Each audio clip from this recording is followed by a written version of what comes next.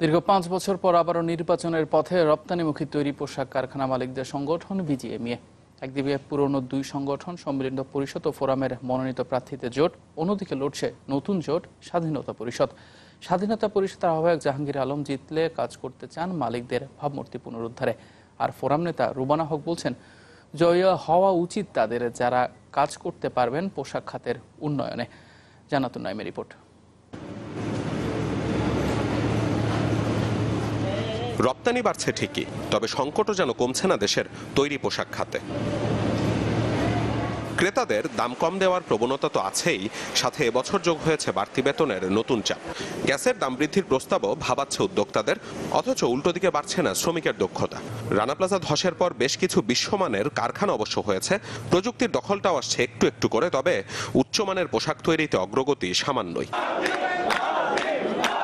মাথার উপর এমনই সব চ্যালেঞ্জ নিয়ে কাজ করতে হবে বিজিএমইএর নতুন কমিটিকে। সবশেষ 2015-তে সংগঠনের দুই পক্ষ সম্মিলিত পরিষদ ও ফোরাম কমিটি গঠনে হেঁটেছিল সমঝোতার পথে। এবারও হবার কথা ছিল এমনটাই, তবে বাদ সাধে নতুন দল স্বাধীনতা পরিষদ।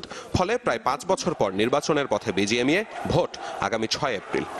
নির্বাচন করলে তো আমি আপনার কাছে ভোটের আশা করব, আপনার জন্য আমি একটু কাজ করার চেষ্টা করব, বা আপনাকে আমি কষ্ট দিব না, আপনি যাতে নির্বাচনে আমাকে ভোট দেন।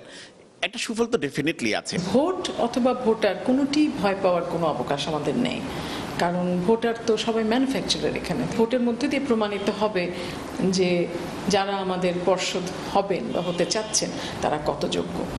নির্বাচনে 35 পরিচালক পদে চট্টগ্রাম অঞ্চলের 9টিতে স্বাধীনতা পরিষদ প্রার্থী দিতে না পারায় মূলত নির্বাচন হবে ঢাকার বাকি 26টিতে।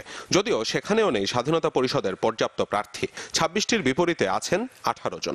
2013-র 3196 জন ভোটারের বিপরীতে এবারে ভোটার 1956 জন, যার মধ্যে ঢাকার 1597 জন। নেতিবাচক চিত্র, এটাকে আমি প্রথম দূর করব এবং সত্যিকারের গার্মেন্টস চালানো যে কত কষ্টের সেটা আমি তুলে ধরবো। মালিকদের ইমেজটাকে আমি বিল্ড আপ করবো। পপুলিস্ট কথা বলে কিন্তু আসলে শিল্প চালানো যায় না। অনেক মন্ত্রণালয়ের সমন্বয়ে কাজ করতে হয়।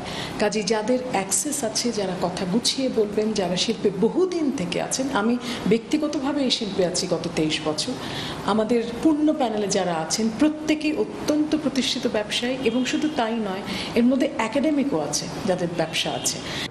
2015 সালের 22 সেপ্টেম্বর দায়িত্ব নেওয়ার পর 3 দফায় 19 মাস বাড়িয়ে বিজিএমএর বর্তমান কমিটির মেয়াদ শেষ হবে আগামী 22 এপ্রিল। জানাতুন নাইম, চ্যানেল 24, ঢাকা।